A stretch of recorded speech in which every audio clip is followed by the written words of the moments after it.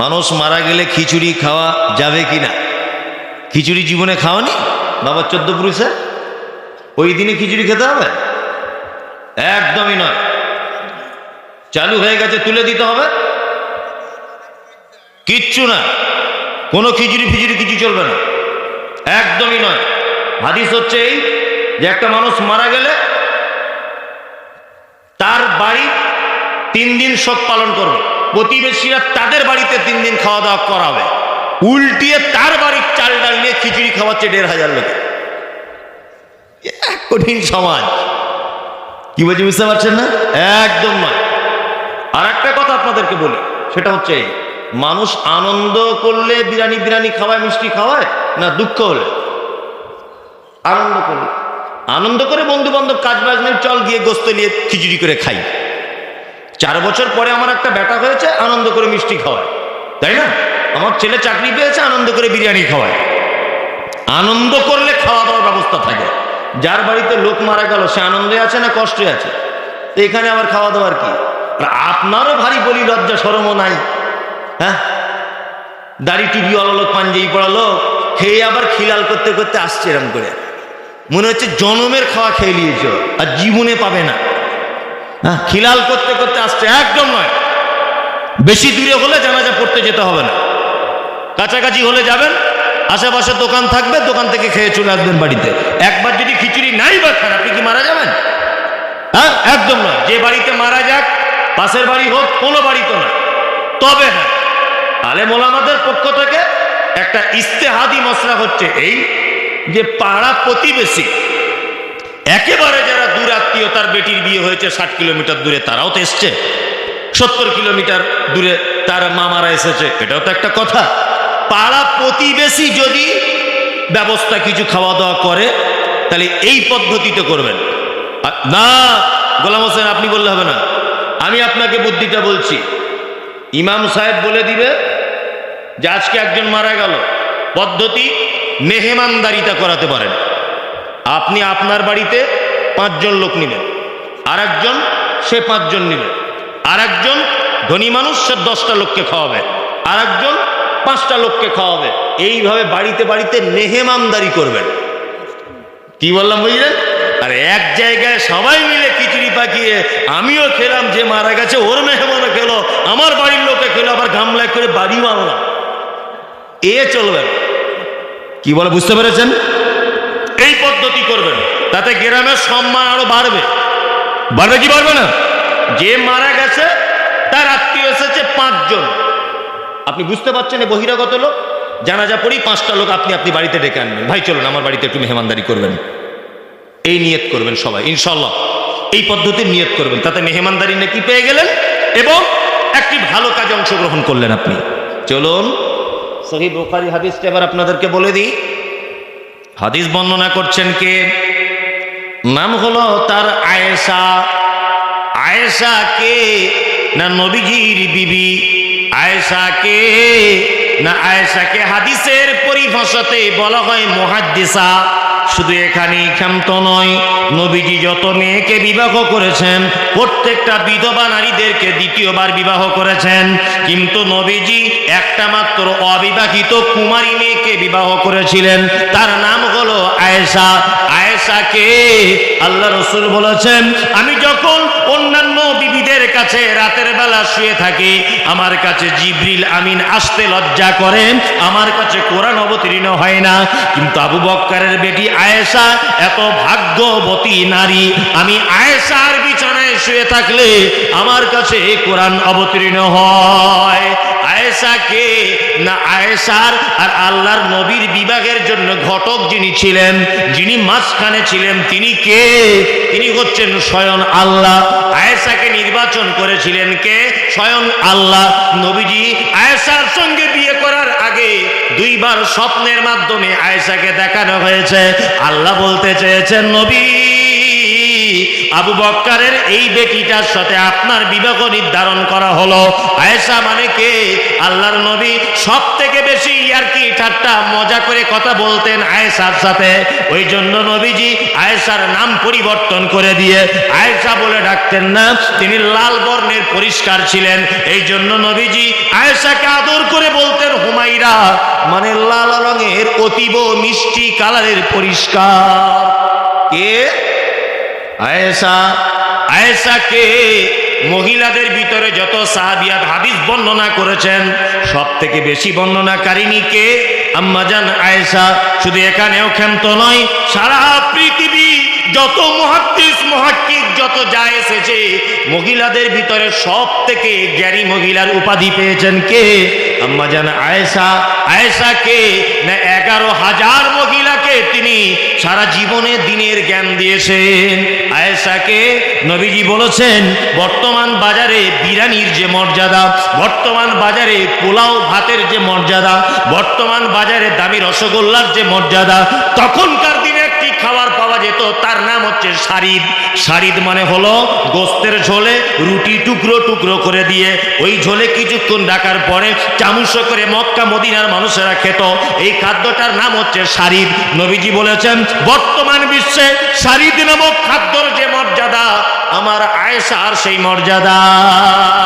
হাদিস বর্ণনাকারিনী আয়েশা কোন বিবি নবীজিকে করিলেন জিজ্ঞাসা, ও গো নবী তব সাথে দেখা হবে কার?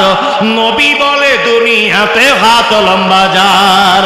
মা আয়েশা বলে এ কথা যখন শুনিলাম কানেতে, কাঠখণ্ড লয়ে হাত লাগিলাম মাপিতে, দেখিলাম বিবি সাউদার হাত লম্বা বলি, আমার মুখেতে ওগো পড়ে গেল কালি। হাত লম্বার অর্থ পরে পারিলাম বুঝিতে, দান ধন যারা করে এই দুনিয়াতে, তারে পরে জয়নাব এসে নবীজিকে কয়, কেন জয়নাব আল্লাহর রাস্তায় বেশি করে ক্ষয়? এ গ্রামের মানুষ শোনন হাদিসটি বুখারীর, জয়নাব আনন্দ আর আয়েশার মুখ ভারী। আম্মা জান আয়েশা নবীকে ডেকে বলছেন, ওদার নবী গো, কিয়ামতের দিনে লক্ষ কোটি মানুষ এক জায়গায় হবে, ওই দিন আপনার সাথে প্রথমে কার দেখা হবে আপনি বলেন? বিশ্বনবী বলছেন, আয়েশা রে, যার হাত লম্বা তার সাথে আমার আগে দেখা হবে। আয়েশা অল্প বয়সের মেয়ে, ব্যাপার বুঝতে পারলেন না হাত লম্বার ব্যাপারটা কি। আম্মা জান আয়েশা বলছেন, আমি একটা কাঠের লাঠি নিলাম, লাঠিটা নিয়ে আল্লাহর নবীর অন্যান্য বিবিদের হাতগুলো মাপলাম, মাপতে মাপতে দেখলাম নবীজির একজন বিবি নাম তার সাউদা, সাউদার হাতটা লম্বা হয়ে গেল।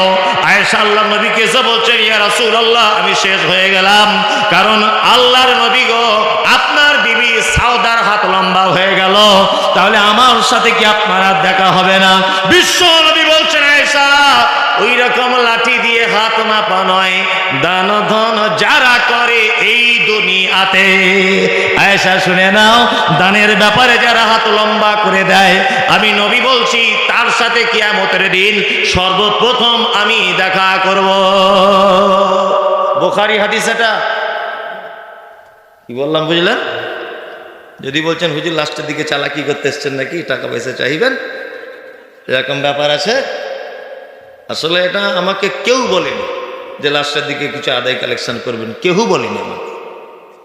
এটা আমার নিজের বিবেকে কাজ করছে যে একটা ঈদগাহের উন্নতি কল্পে যখন জলসা, তাই না, এটা আমার নিজের কাছে ভাবছি যে আমি বললে বহিরাগত মানুষ, সেই হিসাবে যদি 2-1 হাজার টাকা মানুষ দেয় সেটা ঈদগাহ কাজে লাগবে, এটা আমার নিজের মন মানসিকতা দিয়ে আমি বললাম, তাই না? হ্যাঁ, টাকা অনেক আছে আপনার, তাই না, আপনি কৃপণ মানুষ, দিতে চান না, তাই না, দিতে চান না আপনি। এবার আপনাদেরকে একটা কথা, মজার কথা বলি। আচ্ছা, আপনি শুনতে পাচ্ছেন আমার কথা? আপনি আমার ভাষা বুঝতে পারছেন? আপনি এখন যে জমিটায় বসবাস করেন, এই জমির কাগজটা কার নাম? আপনার নাম। কেউ হাসবেন না, মারাত্মক জ্ঞান গর্ব কথা এটা। আচ্ছা, আপনার জমির আগের মালিক কে ছিল? আব্বা। তার আগে দাদু। আচ্ছা, তার আগে তার বাপ, তার আগে তার বাপ। এখন ধরে নেন 5 পুরুষ আগের একটা মানুষ আপনার বাড়িতে এসেছে, আপনারই বাপের বাপ, তার বাপ, তার বাপ, 5 পুরুষ আগেকার একটা মানুষ। আপনার নাম কি? এসে বলছে, নূর হোসেন, তুই যে জায়গাটায় বসবাস করছিস এই জায়গাটা আমার। 5 পুরুষ আগেকার একটা লোক এসে বলছে। আচ্ছা বলুন তো দেখি, ও যদি 5 পুরুষ আগেকার লোক এসে নূর হোসেন চাচার কাছে এই কথা বলে, তা লোকটার পাছার চামড়া থাকবে? হ্যাঁ, থাকবে না। যে তুই যে বলছিস আমার, তার কাগজ কই, তাই না? কিন্তু অরিজিনাল ঘটনা হচ্ছে এই জমি তারই ছিল। নাম পরিবর্তন হতে হতে হতে হতে নূর হোসেন পর্যন্ত এসে পৌঁছেছে। উনি চলে যাবেন, ওর ছেলে ফারুকের নামে হবে, তাই না? ও চলে যাবে, ওর পোতা আশরাফুলের নামে হবে, তাই না? এবার বলছি, আপনাদের গ্রামে মসজিদ আছে তো, এই মসজিদের জায়গাটা কেউ দান করেছিল না কেউ কিনেছিল? কোনটা? দান করেছিল, তাই তো? দান করেছিল। কত বছর হবে মসজিদ? 50 বছর, আরো বেশি, তারও বেশি, ধরে নেয় 100 বছর। আচ্ছা, যে লোক দান করেছিল ওই লোকটার নাম কেউ বলতে পারবেন এখানে? কি নাম? হ্যাঁ, আফতাব মমিন। মসজিদের নামে উনি দান সূত্রে যে কাগজ তৈরি করেছিলেন, আফতাব মমিন। ধরে নেন এই লোকটা 500 বছর পরে এই গ্রামে এসছে। কেউ তার বাড়ি ঘরদর যদি দাবি না করতে পারে বা না যদি খুঁজে পায়, এইরকম পাচার চামড়া যদি সবার উঠে যায়, আফতাব মমিন এটা প্রমাণ করতেই পারবে জমি আমার দেওয়া। প্রমাণ করতে পারবে কি পারবে না? পারবে। আফতাব মমিন এক চান্সে বলবে মসজিদের জমিটা আমার ছিল। এটা প্রমাণ করা যাবে কি যাবে না? মসজিদের জায়গা অন্য কাউকে বিক্রি করে নাকি? কিয়ামত পর্যন্ত এই জায়গা থাকবে। বিল্ডিং ভেঙে নতুন বিল্ডিং নির্মাণ হতে পারে, ওটা আলাদা বিষয়, তাই না? কিন্তু কিয়ামতের দিন পর্যন্ত যদি কেউ আসে, প্রমাণ হয়ে যাবে এই জমির দাতা আফতাব মমিন, তাই না? তার মানে আল্লাহ রাস্তায় খরচা করলে প্রমাণ করা যায় যে আপনি সেই খরচার লোক। কি বললাম বুঝতে পারছেন? হ্যাঁ। এখন অ্যাকাউন্টে ব্যাংকে টাকা আছে, সব জায়গাতে আছে, দিতে চাইছেন না কৃপণ।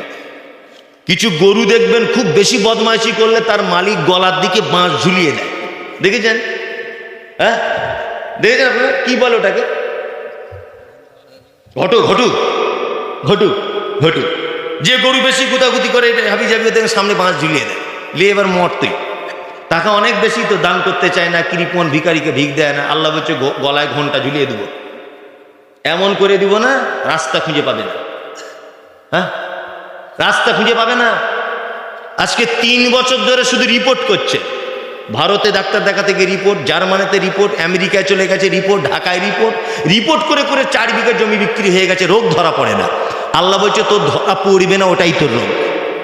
সারা জীবন রিপোর্টই কর, এইটাই তোর রোগ, যা রিপোর্ট করা রোগ তোর। এটা আল্লাহ পারে কি পারে না? এই যে গলায় ঘন্টা ঝুলিয়ে দিয়েছে, বড় বড় রসগোল্লা সামনে রাখা আছে, বড় বড় মিষ্টির পিস সামনে, চাচা খাও। বলছে বাপ, খাওয়ার মতো লাইন নাই। বলছে কেন? বলছে সুগার। সুগার মানে যে ঘন্টা ঝুলিয়ে দিয়েছে, বড় বড় রসগোল্লা খেতে পাবি না। হ্যাঁ, তাই না? ওই জন্য বলছি কৃপণতা করবেন না, চালাকি করবেন না। আমি 10 জন মানুষ, আমি বেশি টাকা চাইবো না, 20 জন মানুষ, আপনারা 500 টাকা করে ঈদগাতে দেন। একজন বলুন যে আমি আমার পক্ষে 500 টাকা দেবো। কয় হাত তুলুন? 1000 বললে দিতে চাইবে না। কজন? একজন। 500 500। হ্যাঁ, চালাকি করছেন নাকি? শুনুন, চালাকদের বেশি দিন টিকিট নাই, এটা জানেন তো? চালাকদের বেশি দিন টিকিট নাই। হ্যাঁ, আচ্ছা, ক্যাশ দিবেন নাকি ধার? বাকি বাকি আবার কমিটির জুতো ছেড়ে যায় না, দেখবেন। গত বছরে বাকি এখনো? আচ্ছা, আমি জানি কমিটির জুতো ছিঁড়ে যায়। চেয়ে চেয়ে চেয়ে চেয়ে মাথা খারাপ। 1000, মাশাআল্লাহ। একজন ভাই 1000। আসলে আমি এই হাদিসটা বললাম কেন জানেন? এটা একটা চালাকি, যাতে মানুষের মন নরম হয়। আসলে একটা কথা আছে কি, ভ্যাক না করলে ভিক মেলে না, তাই না? কিছু ভ্যাক করতে হয়, তাই না?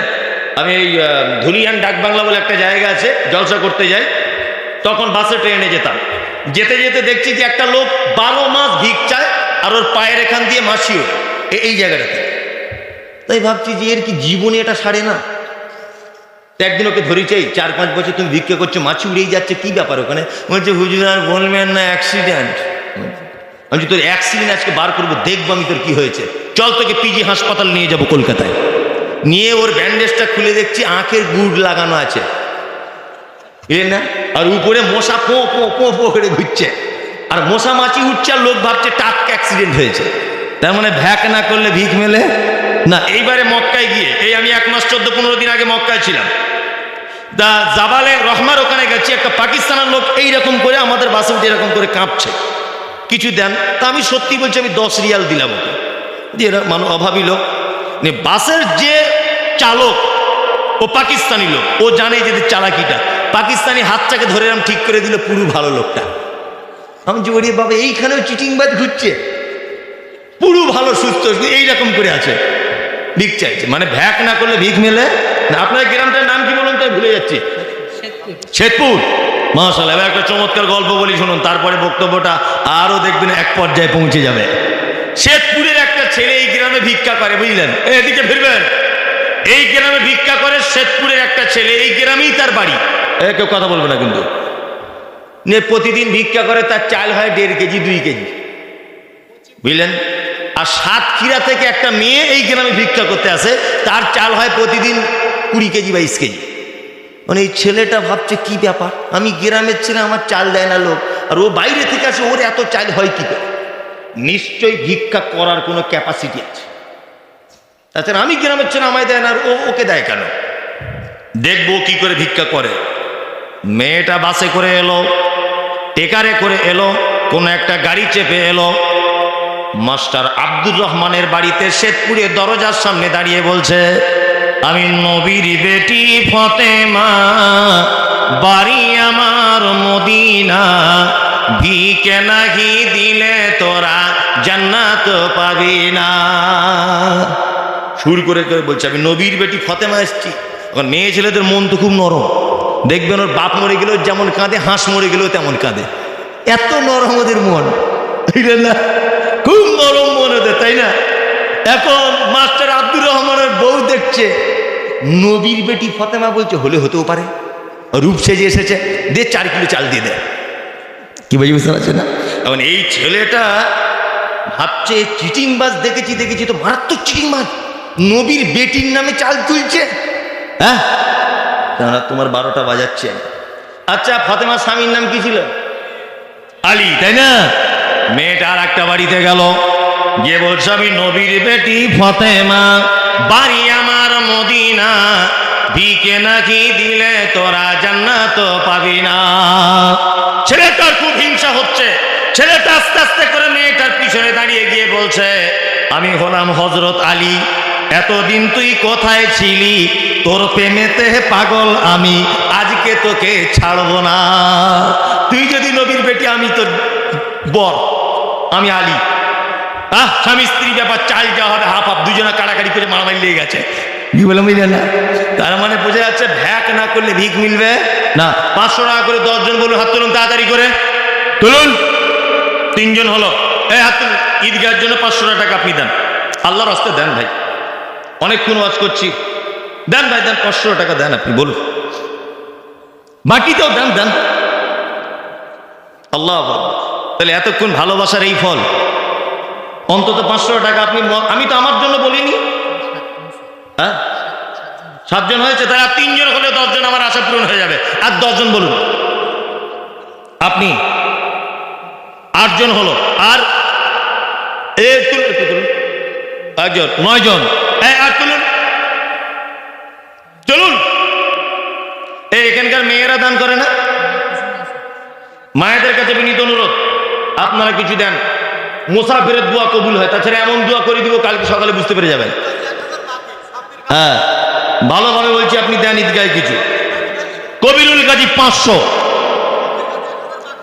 সাবির গাজী 1000 বাকি, সাব্বির গাজী। আর কে আছেন? জি, আর কেউ আছেন? তবে এখানকার লোক ওঠেও না, কারো কি পেচ্ছাপও পায় না, একটা লোক ওঠে না। আপনারা একটু বাড়ি যান, তবেই তো আমি সুযোগ পাবো ছেড়ে দেওয়া। ও, তার মানে বসে থাকার ব্যাপার খেচুড়ি আছে। আচ্ছা গোলাম হোসেন, বুঝলাম, খেচুড়ি আছে তার মানে, তাই তো? আমিও খাইনি, আপনাদের সাথেই খাবো ইনশাল্লাহ। এই কই, আর কেউ দিবেন? দিবেন কেউ? তাহলে ছেড়ে দেন। আর কেউ আছেন ভাই? এইবার আপনাদের কাছে আর একটা বিনীত অনুরোধ।